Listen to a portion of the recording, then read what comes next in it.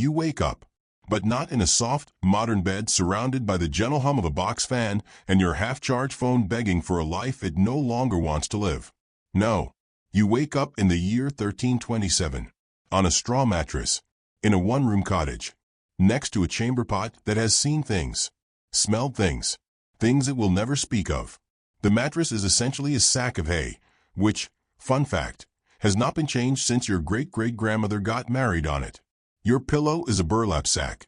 Your blanket is wool, itchy, and, for reasons no one has ever explained, damp.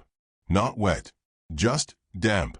Like it had ambitions of becoming dry, but gave up halfway through. You stretch your limbs, mistake number one, and immediately regret it, because your back makes a sound like medieval porridge being stirred by an angry monk. The cold morning air slaps your skin like a disapproving saint. It's 4:13 a.m., the sun's not up, the rooster's not even considering crowing, and someone's already knocking on your door because today is a holy day. Which is just code for, you're going to church. For 5 hours. In Latin, which you do not understand. And no, there are no snacks. But hey, at least the building you're heading toward is stunning. Stonework that looks like it was carved by angels, stained glass windows that catch the sun like 1,000 tiny miracles, and gargoyles that judge you harder than your medieval mother-in-law. It's your local medieval parish church, and like every other European village of the time, it is both the spiritual heart of the community and the place where you'll die if you sneeze wrong during Mass. Now, before we get too comfy talking about crumbling walls, flying buttresses, and frescoes painted by overworked monks with rickets, go ahead and gently tap that like button. Subscribe, but only if you genuinely enjoy what I do here. And let me know in the comments where you're tuning in from and what time it is for you. I read every one of them. Even the ones where you just type 2:41 a.m. Morocco, like you're submitting your location to a medieval census. So, you step into the church. Your boots squish on the stone floor because, as previously mentioned, it's damp. Always damp. The air smells like incense, mold, centuries of unwashed humanity, and hope. But mostly mold. The nave looms above you like the inside of a giant stone whale, and light spills through stained glass windows that tell you stories. Stories you can't read, but you can feel. Like that one where a saint is being disemboweled with a ladle. Comforting. You glance up at the walls, and the ceilings, and every available surface that isn't currently occupied by a bored villager or a squeaky wooden pew. What you see is not just art, it's theology, propaganda, warnings, hope, doom. A medieval slideshow made by people who thought perspective was a tool of the devil and who absolutely, positively believed you were going to hell. Like, immediately. And that, dear pilgrim of the itchy blanket, is where our story truly begins, in the world of medieval church paintings. Because every brushstroke, every oddly elongated torso, every suspiciously buff angel, it all means something. These weren't just pretty pictures to stare at while you tried not to snore during the fourth recitation of the Nicene Creed. These were coded messages, symbols, visual sermons for the illiterate masses, which, by the way, included you. Yes, you. You can barely read your own name, let alone a Bible written in Latin by a guy named Gregory who hadn't seen the sun since 1192. Let's start with the Last Judgment scenes. You know, the ones painted right above the church door. Because nothing says, "Welcome to the house of the Lord," like a 30-foot-wide mural of screaming souls being dragged into hell by horned demons with way too many teeth. You walk into church and immediately get to see your future if you forget to tithe. Subtle, right? These apocalyptic masterpieces were essentially medieval PowerPoints with one slide, behave, or it's fire, screaming, and eternal regret. On one side, the righteous, neatly lined up, walking into heaven like they're boarding a cruise ship. On the other side, people like you, naked, screaming, being shoved into the gaping mouth of a literal hellbeast, which, incidentally, looks a lot like a catfish having a nervous breakdown. And the best part? You could see yourself in these paintings. Not metaphorically, literally. Because sometimes the village painter, often a monk with the hand tremor of a nun who hasn't slept since Easter, would model the sinners on real people. Local gossip, painted being flayed alive. Tax collector, getting roasted on a spit. Bishop's nephew, suspiciously always one of the angels. Now, Maybe you're thinking, but surely there were some happy images. And yes, there were. Technically, angels, saints, Jesus doing that oddly serene floating thing while looking vaguely disappointed. But even these had messages. For example, Saint Bartholomew, often shown holding his own flayed skin like a medieval party favor. Why? To remind you that the saints suffered, and so should you. And don't even get me started on the symbolic animals. Lions for Christ, lambs for innocence, snakes for sin, and unicorns. Yes, unicorns. Which in the medieval church meant purity, chastity, and a shocking misunderstanding of biology. A unicorn in a garden? Virgin Mary. A unicorn bleeding? Christ's Passion. A unicorn in a tree surrounded by hounds? Your subconscious during a particularly vivid fever dream. You continue walking through the church, the stone-cold underfoot, the air a strange mix of incense and mildew, and every wall telling you a story in pigments made from crushed minerals, egg yolk, and desperation. Above the altar, there's a mural of the Passion of Christ so graphic, it makes modern horror films look like toddler programming. Blood spurts in improbable arcs. Romans sneer with exaggerated cruelty. Mary weeps with the despair of someone who knows this scene will be repainted every century for eternity. But it's not just the Bible stories. Oh no, there are cautionary tales, too. Morality plays in pigment form. The 7 deadly sins? Each one gets a special panel. Lust is always a woman with her breasts out, because obviously. Wrath is a knight stabbing someone, probably during a tournament dispute. Gluttony is a guy with a belly the size of a wine barrel eating an entire roast pig, like he's training for the world's saddest Olympics. And they were placed strategically. Sometimes near the pulpit, where the priest could point to them during a sermon. Sometimes in the side chapels, where they could guilt-trip you while you prayed for your crops not to die. And always in places where light could catch them dramatically at the worst possible moment, like when you're trying to sneak out early and the Virgin Mary's eyes follow you like a disappointed ant. You find yourself staring at a painting of the Dance of Death. It shows skeletons leading people from every walk of life, a king, a bishop, a farmer, a baker, off to the grave. All smiling, all dancing.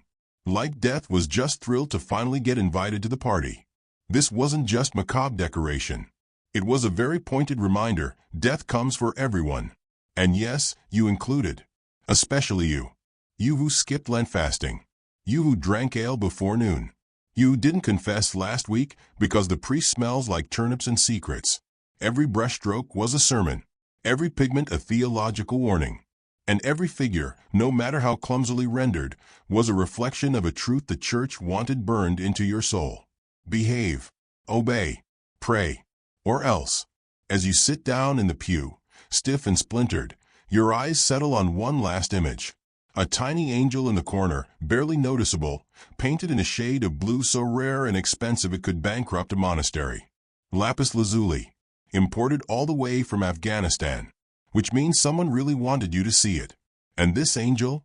It's not weeping, not judging, just watching, quietly, like it knows you, like it sees the sins you thought no one noticed. You shift uncomfortably. The Mass hasn't even started yet. And already, you feel the weight of every image pressing down on you. Not just religious guilt, but the heavy, humid realization that these paintings were never just about God. They were about control, about power, about shaping how you saw the world before you could even read a single word of it. And now, as the bells begin to toll and the priest steps up to the altar, speaking in a Latin thicker than barley stew, you realize you've already been given the real sermon. It's on the walls. In the ceiling, in the judgmental eyes of St. Lucy, holding her own eyeballs on a plate like she's about to offer them to the salad bar. You close your eyes. Maybe to pray. Maybe to nap. Maybe because if you see one more painting of a bleeding martyr, your stomach's going to do something dramatic. Either way, sleep creeps in like incense through a cracked window. Slow, heavy, and slightly nauseating. But don't get too comfortable. We've barely scratched the surface of what these churches were hiding in plain sight. There are demons to meet, saints to confuse, and pigs with monk faces, because yes, that's a thing. Welcome to medieval art, where everything means something and nothing makes sense. You wake up again. Not because you want to, but because Brother Alaric is ringing the bell like he's being paid per decibel. Your dreams were pleasant, at least compared to reality. You were floating through a meadow of wildflowers, there were no fleas biting your ankles, and nobody was trying to sell you relics of St. Cuthbert's left armpit. But now you're awake, and the first thing you see is the church ceiling glaring at you with a judgmental saint and a ceiling boss that looks suspiciously like your landlord. It's morning Massachusetts. Again. Because it's always morning Massachusetts. That's the thing about being medieval. You're never more than an hour away from your next dose of guilt, incense, and Latin you can't follow. You shuffle into your seat, avoiding the angry eye contact of Sister Margaretha, who once hit him on with a psalter for snoring. You glance up, as you often do when trying to mentally escape a sermon on original sin. And once again, the walls, the arches, the choir loft, the columns, they're all talking. Not out loud, of course. That would be weird, even for the 1300s. But they're whispering through their images. And today, the subject is demons. Yes, demons. Because nothing puts you in a holy mindset quite like a big, hairy, fork-tongued, goat-eyed embodiment of evil painted directly above the offering box. You ever wonder why churches are filled with grotesque little goblin creatures, gnashing their teeth and pulling at people's limbs like it's a mosh pit in hell? It wasn't just for drama. It was educational. Horrifying, but educational. Let's take a moment and get to know some of these delightful infernal mascots. There's the basic demon, red or green, with clawed feet and bat wings, often holding a pitchfork because even demons appreciate agricultural tools. Then there's the sin-specific demon, lovingly tailored to each vice. Lust. Think of a creature with extra hands and no personal boundaries. Gluttony. A bloated monster vomiting gold coins or half-digested monks. Sloth. Usually a lumpy, half-asleep figure being dragged to hell in a hammock. Because even damnation has a lounge chair. And these demons weren't just limited to the big fancy cathedral murals. Oh no, even the humblest parish church had them. Tucked into the capitals of columns. Carved into mice rickards, the little folding seats the monks pretended to stand on. Hiding in the corner of an illuminated manuscript, casually biting a bishop's leg like it's a midday snack. There's one up behind the choir loft, barely visible unless you're craning your neck at a deeply inappropriate angle during the credo. It's got human feet, bird wings, and the face of someone who definitely isn't invited to Christmas dinner. The local children call it Grumpy Martin. The monks insist it's a warning against spiritual pride. You're pretty sure it's modeled after the bishop. And don't forget the marginalia, the doodles in the sides of medieval manuscripts. That's where the artists really let loose. Naked people riding snails. Nuns fighting rabbits. Monkeys playing the bagpipes. And, of course, demons doing things with pitchforks that would require a very long confession and possibly a second baptism. The logic was simple. You couldn't read. But you could see. So, they made sure you saw.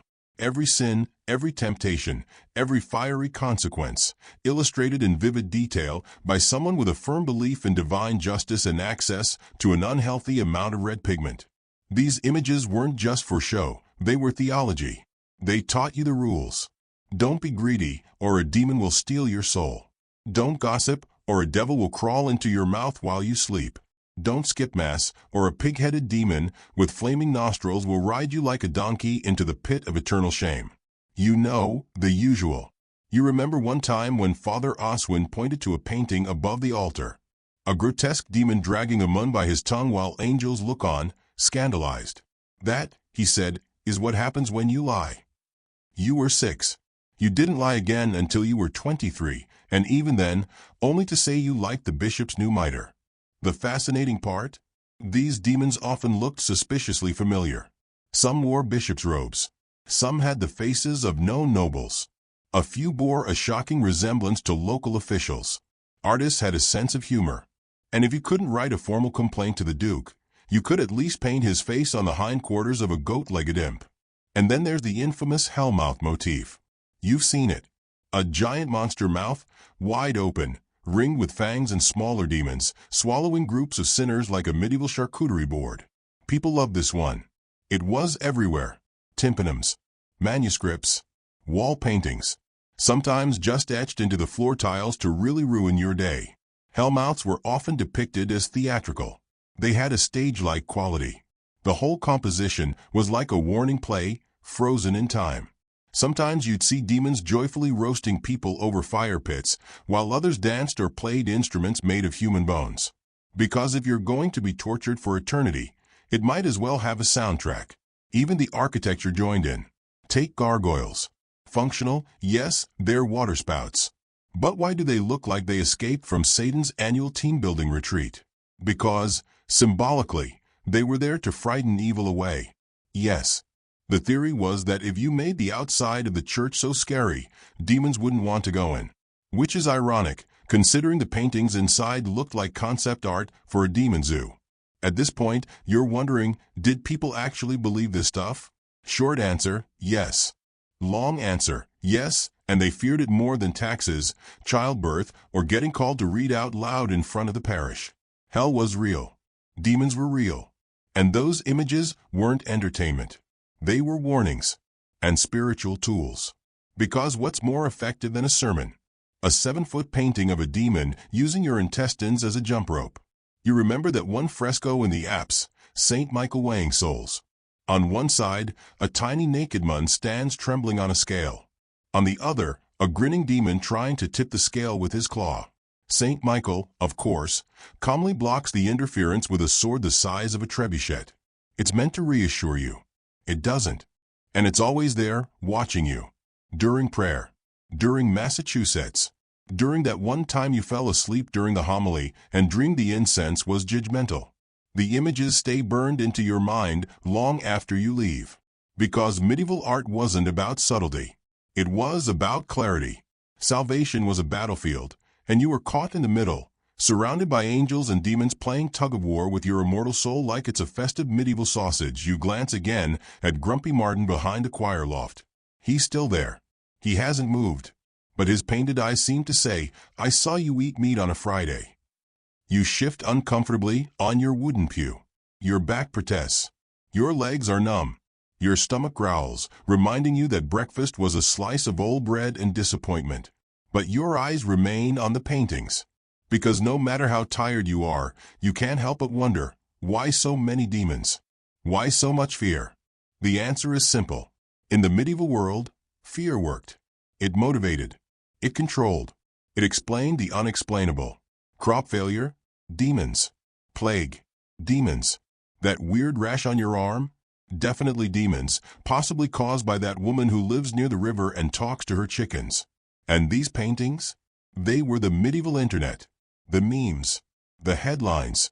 The theological hot takes.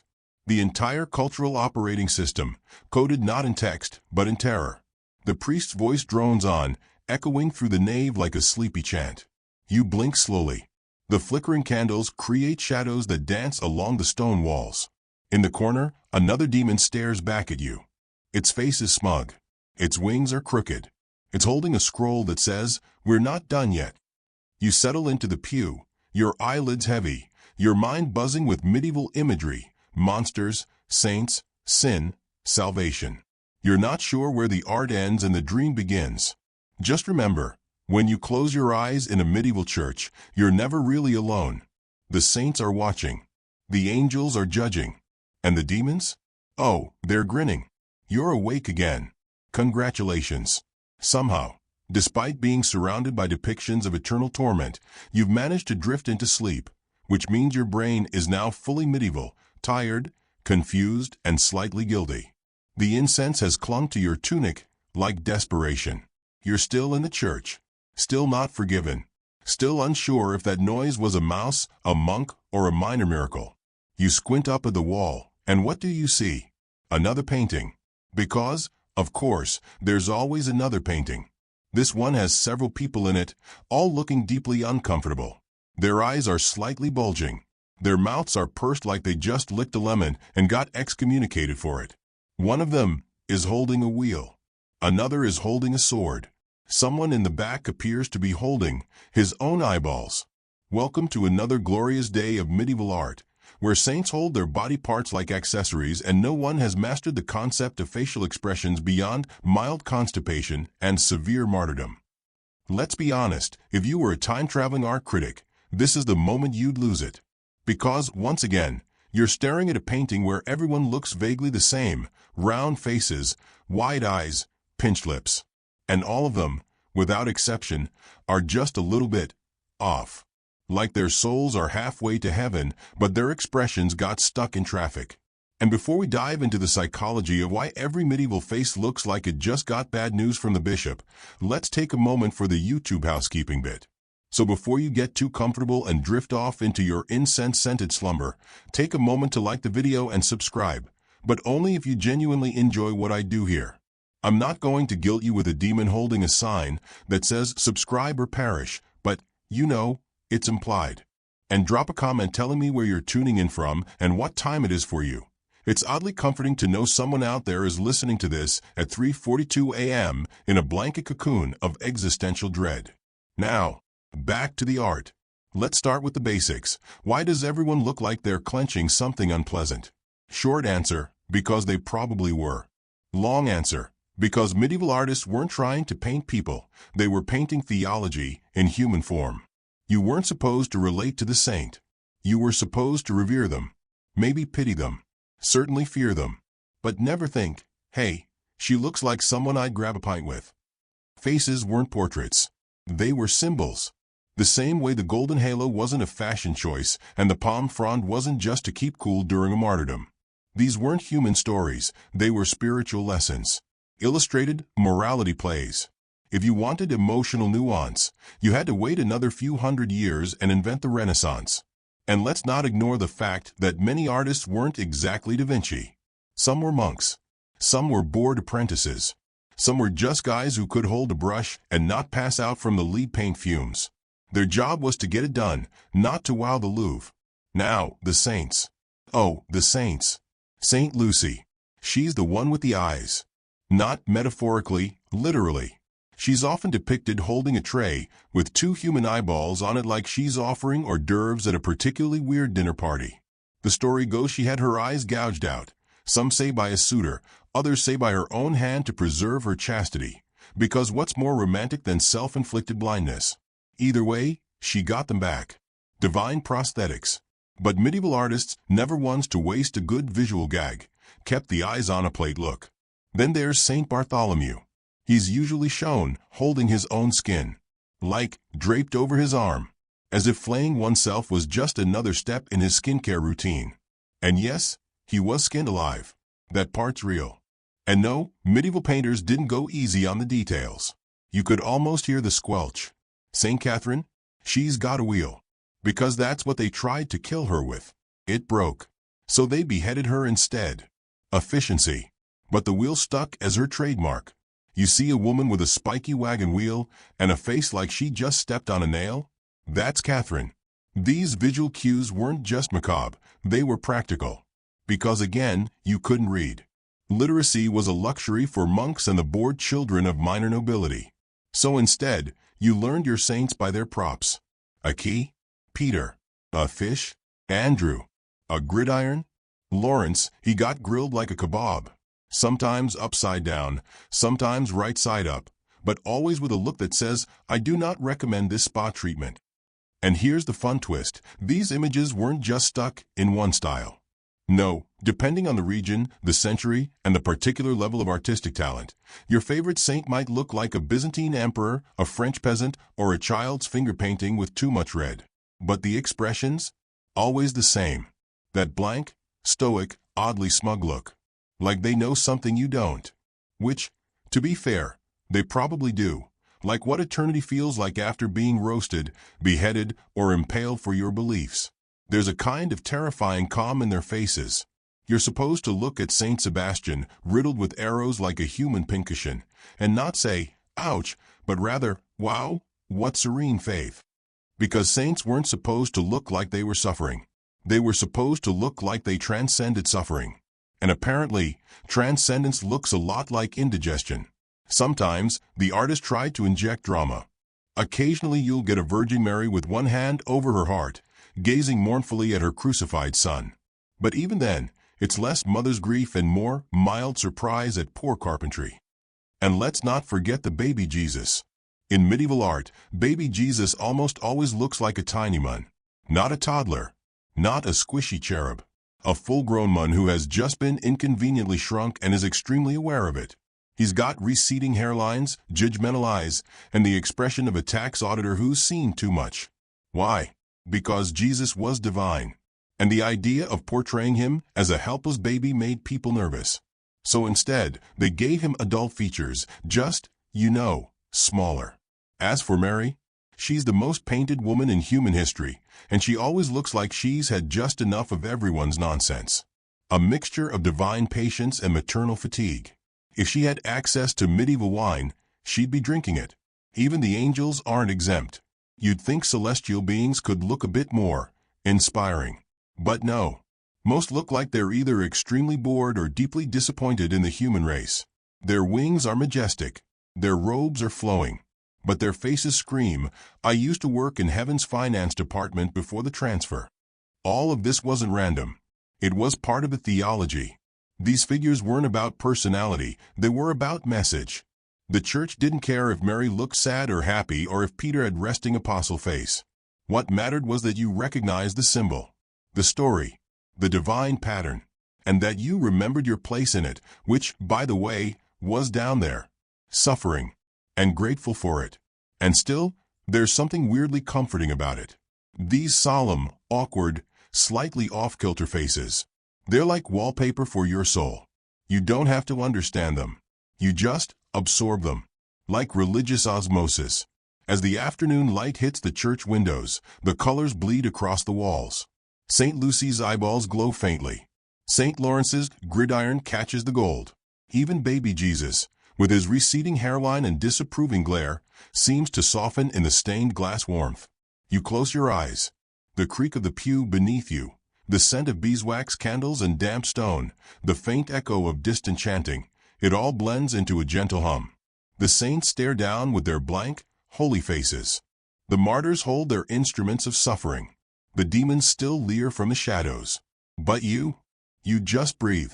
Because here, in this painted, uncomfortable world of half-expressions and full-blown symbolism, everything is exactly as it was meant to be. Grim, beautiful, terrifying, and weirdly peaceful. You wake up again, not because you wanted to, but because your subconscious, deep in its sleep-deprived wisdom, has sensed something's off. Maybe it was the chill in the stone floor beneath your straw pallet. Maybe it was the drip, drip, drip, echoing from the apse like the building itself is crying. Or maybe it was the fact that the saint in the fresco above you appears to be bleeding. Again. Yes, welcome back. It's still the Middle Ages. You're still somewhere between not quite asleep and overwhelmed by the scent of mildew and frankincense. The walls haven't changed. But the paintings? Oh, they've become active. Because tonight, dear viewer, we are entering the deeply unsettling world of medieval miracle art. This is the part of the church that comes alive when no one's looking. Literally. Eyes blink. Wounds reopen. Statues weep. And somehow, everyone just accepts this as normal Tuesday behavior. Because in a time before modern medicine, plumbing, or Wi-Fi, what else are you going to believe in besides spontaneous wall bleeding? Let's start with a classic. There's a painting in the corner, a Virgin Mary, arms open, baby Jesus on one hip. You've seen her before, dozens of times. But this time, something's changed. There's a reddish smear at her feet. It wasn't there yesterday. Is it wine? No. That would be reasonable. It's blood. Supposedly. It's always blood. Because in the medieval mind, walls don't bleed unless God wants them to. Or unless someone, somewhere, did something very, very wrong. Like eat meat during Lent. Or skip confession. Or think a slightly impure thought while churning butter. You're not hallucinating. You're experiencing the phenomenon that terrified villagers, impressed bishops, and gave painters lifelong job security. The miracle mural. So before you pass out in a puddle of ecclesiastical blood plasma, go ahead and like the video if you're enjoying the weirdness so far. Subscribe if you're not already, because we have several more hours of unsettling theology to whisper into your ear while you sleep. And let me know in the comments where you're watching from and what ungodly hour it is. 2:17 a.m. in Brisbane, 4:43 in Toronto. I see you, night owl. You're safe here. Mostly. Okay. Let's talk about why medieval people were so obsessed with paintings that bled. It all begins with the concept of holy presence. In the medieval worldview, sacred art wasn't just decorative. It wasn't background. It was a spiritual conduit, a kind of divine access point. Praying before an image wasn't like talking to a painting, it was like talking through it. And if you prayed hard enough, or sinned big enough, it might just respond. Hence, blood. One of the most famous examples is the crucifix at the Basilica of Santa Croce in Florence. Legend says a penitent sinner approached the painted Christ, confessed his sins, and bam! The wounds on the painting started to bleed. Real blood. Out of wood and paint. And the priest, understandably, lost his entire sense of composure. Of course, medieval church authorities loved this. Because it was excellent PR. Nothing gets people to show up to Mass like a bleeding Jesus on the wall. It says, God is watching you, and he's leaking. Sometimes, though, the blood wasn't from Christ. It came from saints. Or angels. Or Mary herself. There's a 14th century case in Bavaria where an image of the Virgin was seen shedding red tears. The bishop declared it a miracle. The locals agreed.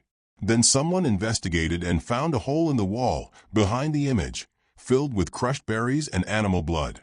So yes, some miracles were fake. But you try telling that to a village that hasn't seen sunlight in 4 months and thinks bad weather is caused by sins of the flesh. And the fun doesn't stop at blood. No, no, no. We've also got statues that move, saints who blink, Virgin Marys who tilt their heads slightly toward the faithful, wooden crucifixes that sigh audibly when no one else is in the church. Nothing says restful sleep like Ascension statue watching you from the shadows. Icons that weep oil. Because apparently God also cries extra virgin.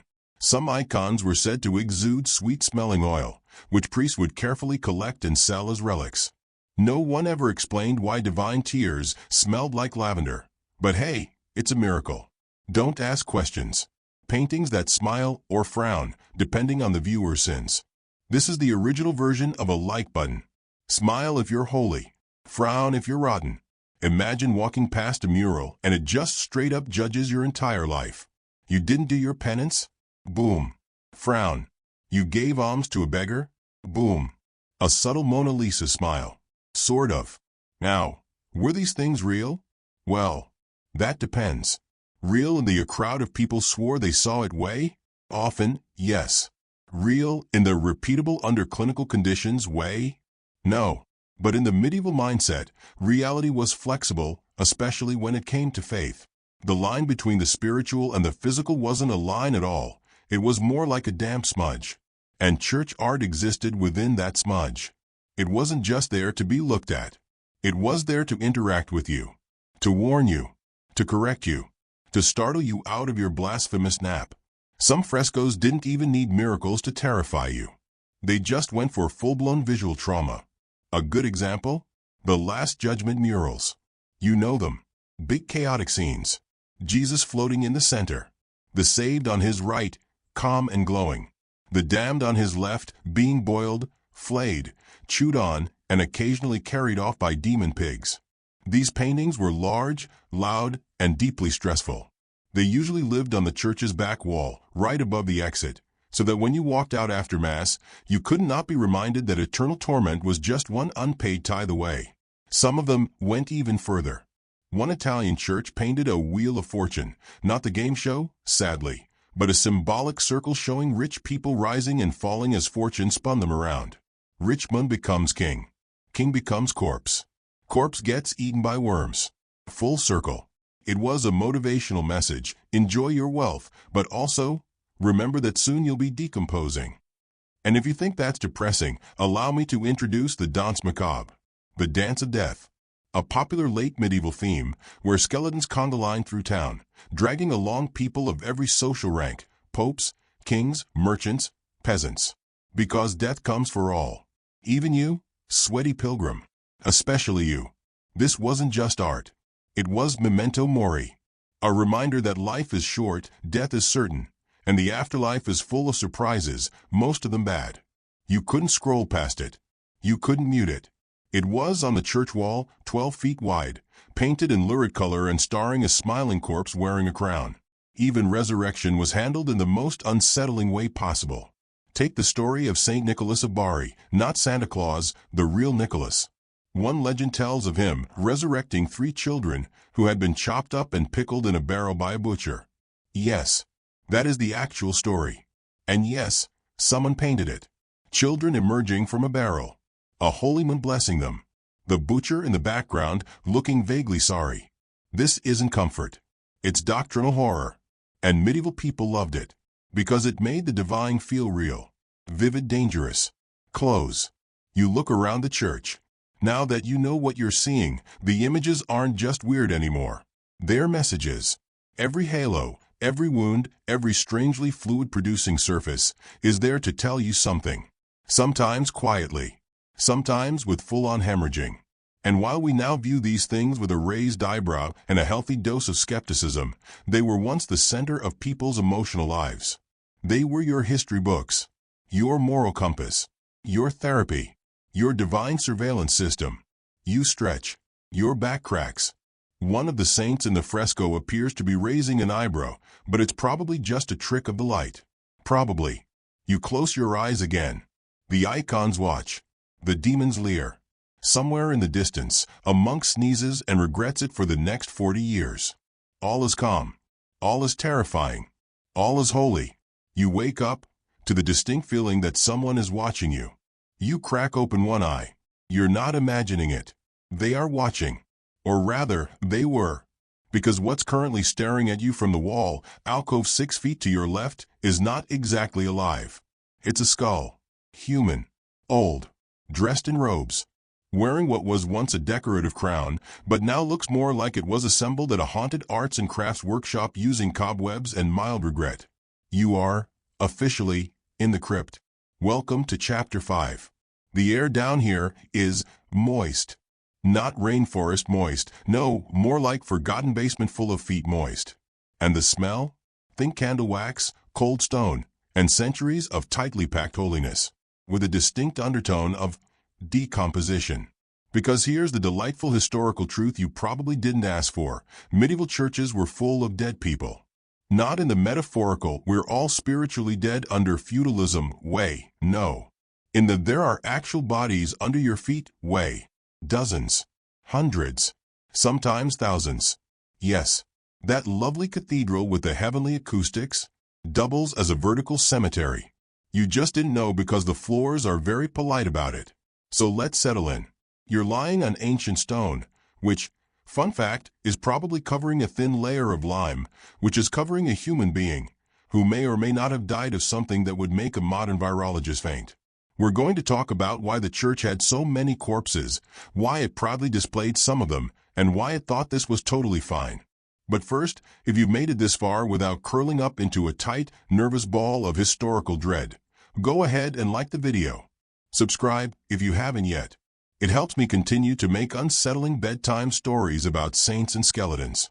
And comment below where you're watching from and whether or not your current place of rest is corpse-free. I bet it is.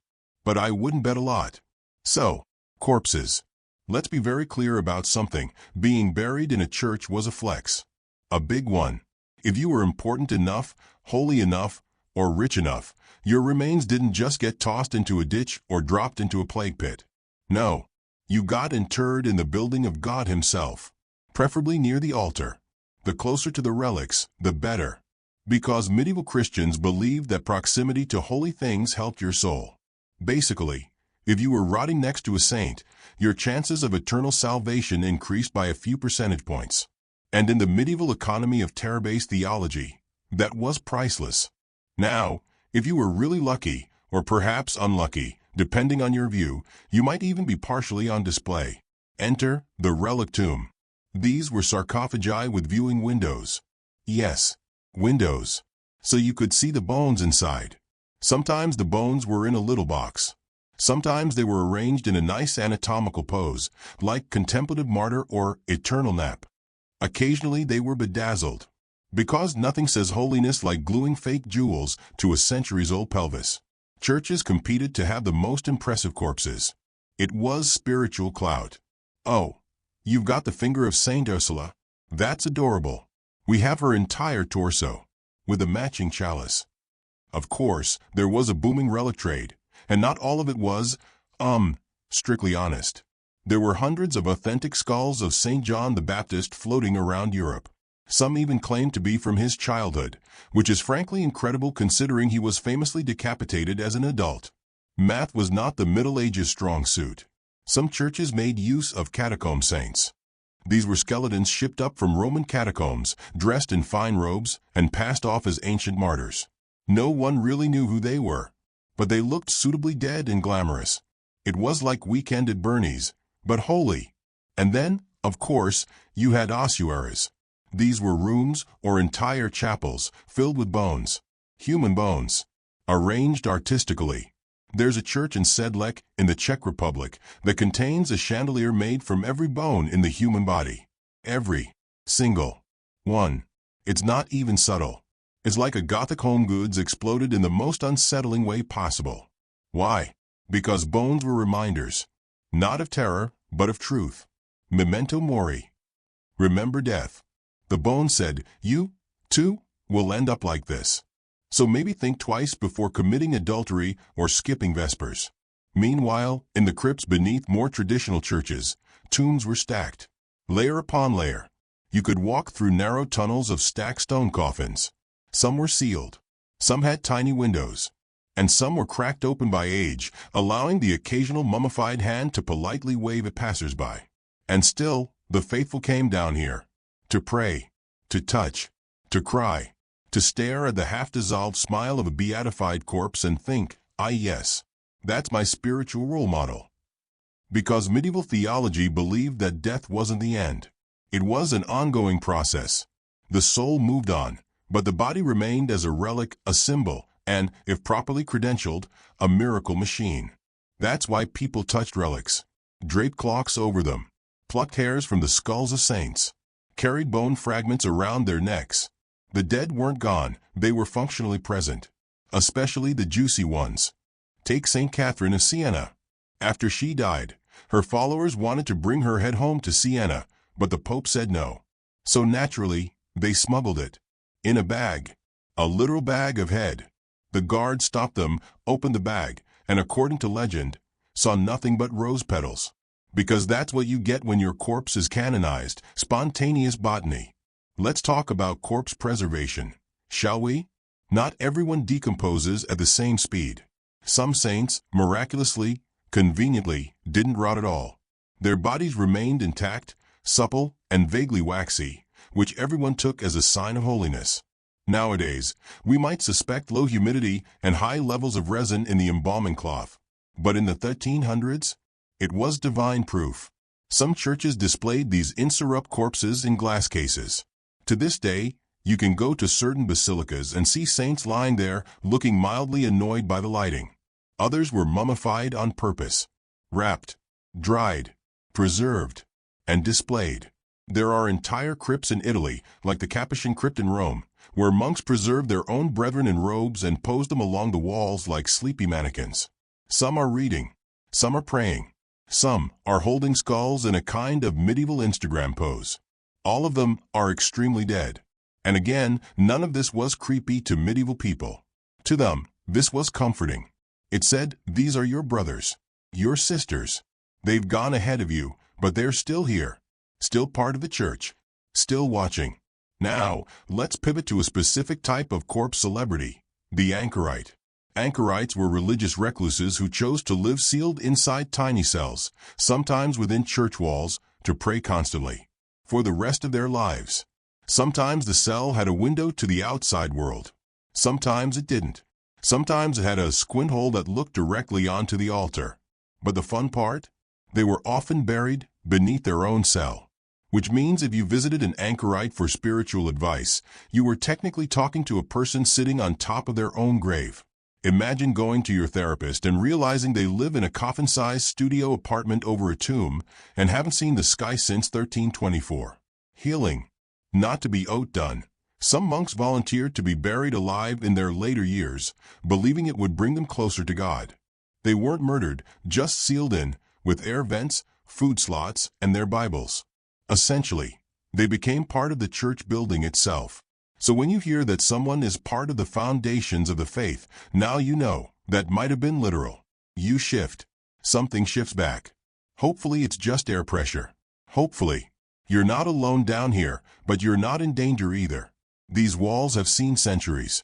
Laughter, weeping, weddings, plagues, miracles, wars. And beneath it all, bones. Always bones. Resting. Watching. Reminding. Eventually, your eyes close again. The candle flickers. The saint's skull in the corner seems to smile, or maybe it always looked like that. It's hard to tell with cheekbones that sharp. Sleep, dear viewer. We're not done yet. Next time, we go into the church tower. Bells, curses, timekeeping nightmares, and why being the bell ringer was one of the most exhausting and dangerous jobs in medieval Europe. You wake up once more, blinking into a space that smells faintly of soot, wet stone, and something faintly like burnt toast. Not from breakfast, because there was no breakfast, just a lingering scent of candle smoke and maybe some forgotten church incense. You're standing in the base of a medieval church tower, also known as the place where your very existence is about to be defined by bells. That's right. Today, we explore the lofty world of the church bell and the bell ringer, a job that sounds peaceful but was really a non-stop, exhausting, high-stakes gig with 0 bathroom breaks and a 100% chance of being yelled at. So before you adjust your posture on that creaky wooden ladder and prepare to listen to the story of what it was like to be the original human alarm clock, go ahead and hit like if you're enjoying this historical journey into holy horror. Subscribe if you're not already on board, because we're just getting started. And let me know where you're tuning in from and what time it is. Are you living in a city with no church bells? Or maybe in a place where they still ring every hour? I want to hear your stories from the edge of sleep. Now, back to the bells. Imagine, if you will, a massive iron tongue suspended in a wooden frame 50 feet above a small medieval village. The bell is the loudest thing around. Louder than the village smithy's hammer, louder than the barking dogs, and definitely louder than your own scream when the thing swings. The bell's job? To regulate the life of the entire community. No smartphones. No buzzing smartwatches. No Uber Eats notifications. Just the bell. The bell woke people up. The bell called them to prayer. The bell tolled for funerals, weddings, fires, invasions, and sometimes just because it was Tuesday. It was the medieval version of a notification system, but instead of a gentle buzz, it was a booming clang that could make your insides rattle. Now, you might think being the bell ringer is a relaxing way to catch some fresh air above a church roof. Nope. Imagine a job where you have to climb a narrow, rickety ladder multiple times a day, pull a heavy rope attached to a giant metal thing that weighs tons, and do this all while avoiding getting your fingers crushed or hearing, "Hey, could you ring the bell more? I'm late," from below. Not fun. The bell ringer was a crucial, but often underappreciated, member of the church. Their work was exhausting. And because bells are so loud, they also had some occupational hazards, like temporary hearing loss and an alarming number of smash toes. Here's a little-known fact. Bell towers were also hotspots for superstitions and curses. Because, of course, medieval humans believed that if you rang the bell at the wrong time or in the wrong way, you could accidentally summon demons. Or worse, bring bad luck to the village. Some towns had detailed manuals on when and how to ring the bells to avoid ringing in the apocalypse. Spoiler alert, it was usually something like, "Don't ring the bells at midnight on a full moon unless you want to invite plagues and locusts." There were even recorded incidents where bell ringers were threatened or punished for ringing the bell too much or ringing it too little. Talk about stressful customer feedback. And it gets weirder. Church bells were often blessed by the local bishop and inscribed with holy texts or prayers. The idea was that the sound itself was sacred and could ward off evil spirits. Bells were the medieval version of a giant sonic talisman. There are stories, for example, of bells ringing on their own when a village was under spiritual attack, like a ghostly alarm system. Imagine if your Alexa started yelling "Satan's coming" every time a plague broke out. You'd probably freak out too. Bells were also essential in marking time. In an era before clocks were common, the ringing of bells structured daily life. You woke up at the first bell, prayed at the second, ate lunch when the bell tolled again, and so forth. No bell? No schedule. Your day devolved into chaotic attempts at productivity punctuated by random bouts of starvation. The bell ringer, then, was your timekeeper, your town crier, and your spiritual alarm clock all rolled into one. Now, imagine you're the bell ringer on a stormy night. Thunder shakes the tower. The rope is slick with rain. Your hands are numb, but the village is on fire, and the only way to warn them is to ring the bell in a frantic pattern that says, "Fire! Everyone out!" So you pull with all your might, muscles screaming, while the bell swings like a giant metal pendulum of doom. That's the life of a bell ringo. And since the bell was so important, it had a whole mythology around it. Bells were thought to contain the voice of God. They were sometimes called the voice of the angels or the thunder of heaven. Which is lovely, if your idea of divine communication involves permanent ringing in your ears. The bell itself was often cast with special rituals. Molten metal poured into molds, blessed by priests, sometimes mixed with holy relics inside the bell. One English bell, for instance, was cast with a piece of a saint's bone inside it. Imagine the weight on your conscience if you accidentally dropped that thing on your foot. In addition to religious purposes, bells were also used to mark punishment and justice. When someone was sentenced in the town square, a bell might toll to gather the crowd. Bells also tolled to signal executions or public shaming. So, yeah, the bell was not always your friend. One particularly morbid tradition was the death knell. When a villager died, the bell would ring slowly and mournfully. If you heard that bell tolling, it was basically a heads-up that death was close to home, and not in a fun way. Villagers would stop what they were doing, cross themselves, and pray for the soul of the departed. It was both a communal moment and a reminder that death was everywhere, always lurking. This omnipresence of death, combined with the constant ringing, made medieval villages feel like an eternal wake. Not exactly a vibe for restful sleep, but hey, that's the Middle Ages for you. Eventually, as technology advanced, clocks began to replace bells for telling time. But church bells remained an essential part of European life well into the modern era, often still used today to mark the hours or call communities together for celebrations. You take a deep breath. The bell tower smells like a mix of stone dust, old rope, and your own sweat. You step down the ladder. The village sounds feel distant. The bells stop ringing for now. You lie back down on the cold stone floor of the tower's base, exhausted on behalf of every bell ringer who ever lived. And as the echoes fade, your eyes begin to close. You wake up once more, blinking against the filtered, colored light spilling through the stained glass windows of a medieval church. It's not just pretty decoration. It's a dazzling, complicated, and frankly exhausting visual storybook designed to tell you everything you need to know about God, sin, salvation, and probably why you're a terrible person. All without using a single word you'd recognize. Let's be honest, reading wasn't exactly widespread in the Middle Ages. So the church took matters into its own hands by turning sunlight into sermons. Yes, stained glass windows were the medieval version of a graphic novel, complete with drama, suspense, and moral panic. Imagine Instagram stories, but stained in lead and glass, lasting centuries, and definitely less swipeable. Before we dive into this kaleidoscope of theology and craftsmanship, do me a favor. If you're still with me and not completely glazed over, hit that like button. Subscribe if you want more slightly sarcastic, deeply calming history sessions that lull you to sleep with the weird and wonderful.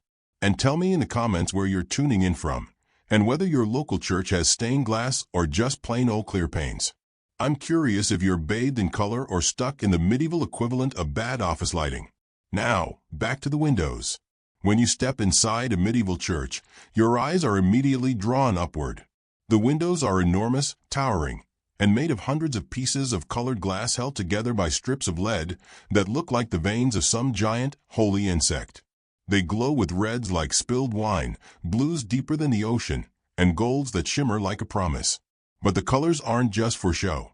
Each pane tells a story. Stories from the Bible, lives of saints, apocalyptic visions, and occasionally something that looks like a medieval version of a meme but probably wasn't funny at the time. Imagine trying to explain the entire concept of sin, redemption, or the Last Judgment to a mostly illiterate population with just pictures. Not an easy job. So the church's window makers, called glaziers, became the medieval storytellers, translators, and visual theologians. They worked in tiny studios, mixing ground minerals to get the perfect color, then carefully cutting glass into shapes that could withstand centuries of weather and religious fervor. One of the most common themes? The Last Judgment. It's like the medieval version of a horror movie trailer, but stretched across 30 feet of glass. You see Christ, sitting sternly in the center, surrounded by angels with swords and trumpets, separating the saved from the damned. To the left, souls are dragged to hell by grotesque demons with teeth sharp enough to shred your best chainmail. To the right, the blessed souls ascend heavenward, looking mildly surprised but very pleased. The scene is so vivid, so terrifying, that you'd probably start going to church regularly just to avoid the fate depicted in the bottom corner. Then there are windows dedicated to saints, usually shown performing miracles or enduring torture with a serene smile. Because nothing says holy like having your limbs hacked off in a visually dramatic way. Saint Sebastian, for example, is almost always shown pierced with arrows, looking like he's starring in a medieval action movie called Arrows of Agony. There's no subtlety, just relentless martyrdom framed in brilliant red glass. The windows also worked as visual catechisms, that is, tools to teach people how to behave. One pane might show a proud, wealthy sinner being dragged to hell for greed, while right next to it, a humble beggar is lifted to heaven for charity. Moral of the story, don't be a greedy jerk. But here's the fun part. The windows also contained hidden symbols and messages only a few people would understand. For example, animals were everywhere: lions, lambs, dragons, and sometimes even rabbits. These weren't just decoration, they carried specific meanings. A lion might symbolize Christ, strength, or resurrection. A lamb was a symbol for innocence or sacrifice. Dragons? Well, dragons were basically the medieval evil. They represented chaos, sin, and things your mother warned you about. And then there were the faces. You'd find grotesques, weird, distorted human and animal faces, hidden in the corners, staring down at you like the church's judgmental great aunts. Some were probably caricatures of local figures or even the glaziers themselves sneaking in self-portraits. It was their medieval way of leaving a signature, or maybe just a joke. Some windows had writing, but it was in Latin or coded abbreviations, meaning only priests or educated monks could read the full story. For the average parishioner, it was mostly about the visual spectacle, the glow, and the mood it set. The colors also weren't random. The deep blues came from lapis lazuli, an expensive, imported stone crushed to make the pigment. It was a symbol of heavenly purity and wealth. Red came from iron oxide or copper and symbolized the blood of Christ or martyrdom. Green was often the color of rebirth and spring. Putting it all together, these windows weren't just decorations. They were spiritual weaponry against ignorance and sin. The medieval church used light itself, filtered through colored glass, to shape belief, inspire awe, and occasionally terrify the crap out of everyone inside. You lie back in the pew, bathed in the eerie glow of ruby reds and sapphire blues, your eyelids growing heavy. The stories told in glass and light wash over you, both beautiful and unsettling. And as the afternoon sun dims outside, you drift gently toward sleep, knowing that above you, those painted saints and sinners will remain forever locked in their eternal drama. You wake up in a dimly lit scriptorium, the air thick with the smell of aging parchment, beeswax from melting candles, and a faint, almost inexplicable hint of mold. Because, of course, everything in the Middle Ages has a subtle but persistent mustiness. You're surrounded by monks hunched over wooden desks, their quills scratching away in eerie silence, occasionally broken by the soft sighs of exhaustion or the distant creak of a wooden floor. Welcome to the medieval manuscript world, the place where the written word was holy, painstakingly crafted, and occasionally sprinkled with bizarre illustrations that looked like they were drawn by a sleep-deprived 5-year-old who just discovered doodling demons was a thing. Before you settle into this room of dusty devotion, if you haven't yet, please take a moment to like the video and subscribe, only if you're genuinely enjoying this slow, soothing dive into history's quirks. And hey, let me know in the comments where you're watching from and what time it is there. It's always fascinating to connect with fellow insomniacs and history buffs across the globe. Now, back to the scriptorium.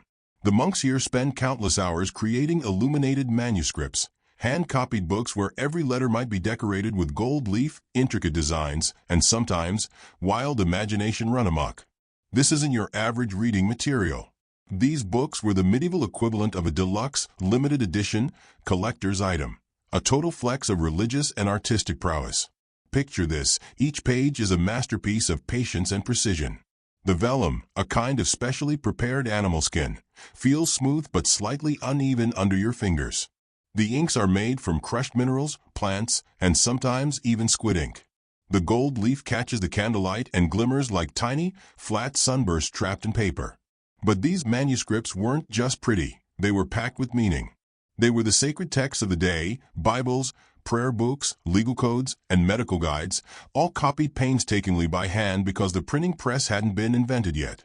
So no Ctrl+C, no mass production. Just endless hours of backbreaking work. The monks had to be meticulous. One mistake, and you either scraped the ink off with a knife, a process called scraping, or started the whole page again. It was like medieval Photoshop, but with way more frustration and no undo button. Now, the really interesting bit, the marginalia. Along the edges of these precious manuscripts, you'll find the scribes and illuminators had a little fun. Because when you're copying the same Bible verse for the 100th time, your brain starts to wander. So, hidden in the margins, you get bizarre little doodles, naked men wrestling snails, hybrid creatures with the body of a fish and the head of a mun, rabbits hunting humans, yes, seriously, and some truly epic medieval knock-knock jokes disguised as drawings. It's like medieval Twitter, except slower and way more colorful. These marginal illustrations had several purposes. Some were jokes or satire aimed at other monks or patrons. Others were visual puns or moral warnings camouflaged as nonsense. And sometimes they were just the artist's way of saying, "Hey, I'm still here, and I'm alive." One famous example is the snail in the fight motif, depicting armored knights battling giant snails. No one knows for sure what it means. Maybe snails symbolize cowardice or slow death, or maybe someone was just really bored that day. These manuscripts also contained secret codes and hidden messages. Because the church wasn't just about open books and clear lessons. Sometimes, monks used symbols to communicate controversial ideas, theological debates, or even petty gossip about their superiors, all in the margins. Imagine reading your Bible and finding a passive-aggressive critique of the abbot in tiny handwriting at the bottom. Medieval shade throwing at its finest. The colors, the symbols, the imagery, they were all carefully chosen to reinforce religious teachings. But they also offered a peek into the medieval mind, curious, playful, anxious, and occasionally downright weird. As you watch the candle flicker over the gilded letters, your eyelids grow heavy. The scratch of quills fades into a gentle hum. The room darkens, but the golden letters on the pages seem to glow softly, guiding you toward rest. You awaken slowly to the cold, damp air brushing against your skin, the faint scent of moss and rain-soaked stone filling your nostrils. Outside, the sky is a dull gray, the kind of day that makes you grateful for the thick walls of the church. And there, perched high above the world, are the gargoyles, the grotesque stone beasts staring out with fierce, toothy grins and twisted limbs, like a pack of monstrous sentinels silently judging everyone below. Welcome to the world of medieval gargoyles, those oddly shaped, sometimes terrifying stone creatures decorating churches all over Europe. They're not just decorative flourishes or creepy statues meant to ruin your selfies, they actually had a purpose. Sort of like medieval security systems, but made of stone and way less tech-savvy. Before we lean in to explore these gargoyle guardians, take a moment to tap that like button if this historical journey is keeping you awake or nudging you gently toward sleep. Subscribe if you want to keep wandering through history's quirks with me, and drop a comment telling me what gargoyle you'd carve if you could. Would it be a fire-breathing dragon, a grimacing demon, or maybe a sleepy cat? I'm curious what kind of creature lurks in your imagination. Now, back to the gargoyles. First off, the name gargoyle comes from the old French word gargoyle, meaning throat or gullet, which is fitting because these stone beasts were actually functional waterspouts. Yep, they weren't just there to scare off the bad vibes. They channeled rainwater from the roof, spitting it away from the building's walls to prevent erosion. Nature's medieval gutter system, but with a creepy twist. Imagine rainwater coursing through the insides of these carved monsters, exiting their open mouths in dribbles and gushes, as if the church itself was a great, stone dragon coughing out streams of water during storms. If you were standing below, you'd definitely want an umbrella, unless you enjoyed sudden showers of holy gargoyle spit. But function aside, the form of gargoyles was no accident. These grotesque creatures were meant to remind parishioners of the horrors lurking beyond the sanctuary of the church. Think of them as 13th century horror movie trailers carved in limestone, warnings to behave, repent, and not be too smug about your day job. They embodied the chaotic, sinful world outside the church's walls: demons, monsters, hybrids of animals and humans twisted into unnatural forms, and faces frozen in screams or snickers. Each gargoyle was unique, a frozen nightmare or a bizarre joke, depending on who you asked. One common theory is that the more grotesque and scary a gargoyle looked, the better it was at scaring away evil spirits. So, these stony creatures were not just gutters, but spiritual security guards, standing eternal vigil over the sacred space. Some gargoyles looked downright silly, with bulging eyes, fishtails, or exaggerated features. It's like the medieval equivalent of office pranksters sneaking in funny masks during a serious meeting. A reminder that even in the solemnity of the church, there was room for a little mischief. There's also the theory that some gargoyles were caricatures of local figures, maybe a grumpy bishop, a troublemaker noble, or the town gossip, immortalized in stone for everyone to see and chuckle, or cringe, at for centuries. The crafting of gargoyles was a skilled, labor-intensive process. Stone carvers, called masons, chiseled these figures out of blocks of limestone or sandstone, often working high above the ground on precarious scaffolds. One wrong hammer blow, and a gargoyle was lost forever. Or worse, you became the butt of the mason's jokes. Today, Jeffrey is constructing what he calls a boundary fortification, which looks suspiciously like a glorified chicken coop with spikes. He's hammering stakes into the ground with the enthusiasm of a mun who has just discovered a new reason to argue. You step outside, rubbing sleep from your eyes and trying to pretend that you don't notice the gleam in Jeffrey's eye that screams, "I'm about to create a neighborly nightmare." "Good morning," you say cautiously. Jeffrey doesn't respond. He's too busy measuring the distance between stakes, muttering about security, privacy, and the sanctity of property. You inquire, delicately, what exactly this fortification is supposed to protect against. "Bandits," he says. You ask if bandits are really a problem in the village. He looks at you, as if you've asked whether the sun rises in the east. Well, he admits, no. But you never know. Fair point. So, you watch as Jeffrey nails more spikes, piles up stones, and even sets a few rudimentary traps, none of which would fool anything bigger than a particularly stupid squirrel.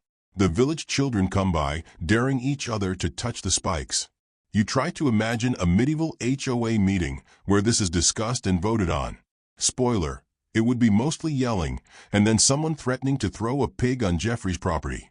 Speaking of pigs, Maud appears, clutching a broom and wearing an expression that suggests she's simultaneously furious and preparing to conduct an exorcism. She storms over, accusing Jeffrey of turning the village into a fortress and scaring off the friendly spirits. Jeffrey counters that Maud's chickens have been trespassing on his land and pooping where they shouldn't. This sparks a full-blown poultry and property feud. The Reeve is summoned once again, this time armed with a walking stick and a stack of parchments no one understands. After hours of debate, the conclusion is, well, there is no conclusion. Jeffrey's fortification stays. Maud's chickens roam freely. You just hope your own animals stay out of the crossfire. This little episode is a classic example of medieval neighborly life, full of suspicion, territorial disputes, and oddly creative solutions to problems that mostly don't exist. And while it might seem exhausting, it also brings a strange sense of rhythm to your days. You never know what the neighbors will do next. Will Jeffrey build a moat? Will Maud adopt a rooster that sounds like a foghorn? Will Oswald finally learn to play in tune? The uncertainty is part of the charm. Later that evening, as you sit by the fire, you reflect on the day. You realize that medieval neighbors were not just annoyances.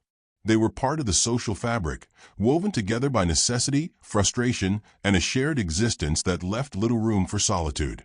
There were no fences tall enough, no laws strict enough, and no amount of complaining that could separate lives so deeply intertwined. You think about how this forced closeness, while maddening, also created bonds. Sometimes, the kind that helped you when the harvest failed, when sickness came, or when the roof finally collapsed under the weight of too many winters. So, you sip your ale, listen to the distant crow of Maud's newly adopted rooster, and brace yourself for whatever tomorrow brings. Because in this village, peace is as fragile as a clay pot, and just as easy to shatter. You wake up to the unmistakable and persistent smell of something burning. No, it's not the baker this time, nor is it Jeffrey's questionable bonfire experiments. It's your neighbor, Hilda, who has decided that today is the perfect day to dye her entire household's laundry. Now, laundering clothes in the medieval period is less of a chore and more of a full-contact sport involving cold water, stones, and the occasional whispered curse.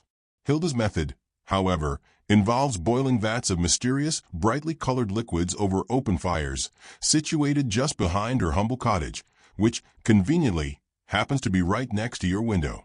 You stumble outside, blinking against the morning sun and the thick, acrid smoke curling from her cauldron. Hilda waves cheerfully, a wooden spoon dripping with a suspiciously purple liquid in hand. She invites you over to try your hand at the ancient art of cloth dyeing. You politely decline, because you prefer your fingers unstained and your nostrils unburnt. Instead, you retreat back inside, only to discover that the smell has followed you. It lingers in the air, mixing oddly with the scent of damp wool and yesterday's stew. Over the next few days, Hilda's dyeing experiments escalate. Today it's blue, tomorrow red, and by the weekend, you swear you're living next to a rainbow-colored chemical factory operated by a particularly enthusiastic witch. Your own clothes now sport subtle shades of unintended purple stains, courtesy of the breeze carrying her dye into your laundry line. You consider confronting her, but quickly remember how the last time you tried to ask Maud to keep her chickens off your garden, you ended up with more eggshells in your boots than apologies. Instead, you start developing a routine of sniffing the air before stepping outside. If the scent is strong, you hide inside. If it's faint, you brave the outdoors but carry a cloth over your nose for protection. In the evenings, you can hear Hilda humming to herself while stirring her bubbling cauldron, an oddly soothing sound despite the persistent smell. It's moments like these you realize that medieval neighbors were not just sources of irritation. They were vibrant, living presences in your daily life, unpredictable, messy, and oddly comforting. They filled the spaces around you with color, noise, and sometimes, unfortunately, overpowering aromas. The village is a patchwork of shared experiences and overlapping lives. Privacy is minimal, and personal space is a concept best left to the nobility. You think about how different life is now compared to modern times. No smartphones to mute, no headphones to drown out a neighbor's relentless loot. Just the raw, unfiltered reality of people living closely together, whether they liked it or not. It's exhausting, it's frustrating, and sometimes it's downright maddening. But it's also the world you belong to. The world where disputes are settled over shared meals, fences are both battlegrounds and meeting places, and a neighbor's annoying habit is as much a part of the landscape as the rolling hills and muddy roads. As night falls and you lie down to sleep, the faint scent of Hilda's latest dye still clings to the breeze. You breathe it in, a little reluctantly, and drift off, knowing tomorrow will bring more of the same. More noise, more smells, more life. Because that's how medieval people dealt with annoying neighbors. They endured. You wake up to the muffled but unmistakable sound of shouting. Not the pleasant kind of shouting, like cheers at the village festival. No, this is the grumpy, frustrated shouting of old Harold, the village blacksmith, and his next-door neighbor, Edda. Now, Harold is a man who takes great pride in his craft. His forge is the heart of the village, filled with the rhythmic clanging of hammer on iron, sparks flying like tiny stars in the dusky air. But Harold's dedication comes with consequences. His forge emits smoke, noise, and a persistent heat that turns his workshop into a sauna for both himself and anyone unfortunate enough to be nearby. Edda, meanwhile, lives just across the thin wooden fence. She prefers quiet mornings, fresh air, and the kind of peace that doesn't include a dozen heated horseshoes landing on an anvil every 10 minutes. The two have been locked in a decades-long war over the placement of the forge, the direction of the smoke, and the exact decibel level of the hammering. Today's argument began over something as trivial as the location of Harold's new pile of scrap metal. Edda insists it's an eyesore, a health hazard, and possibly a secret breeding ground for rats.